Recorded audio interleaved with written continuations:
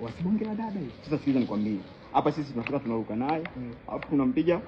Ndio mimi naona kuelewa. Hela za tasa kuzipi. Na tunataka kugonga. Kwa hiyo umepita kuna mimi nipite huko tukutane kwa mjomba. Hapo. Kwanza nikampita. Usiogope, mimi sio mwizi. Naitwa Nairobi, kijana mwenye kausi na kuteleza kutokea Bongo. Sina sifa mbovu. Mueleze. Nikupe tu siri. Kwanza sisi kule Bongo tuna majaruba mengi sana, na ukinikubali kwanza tunakupa mtaji wa kuuza maziwa. Au unasemaje ndugu yangu? Kweli wote.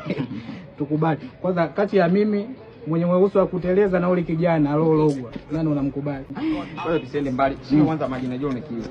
Asipo gereza.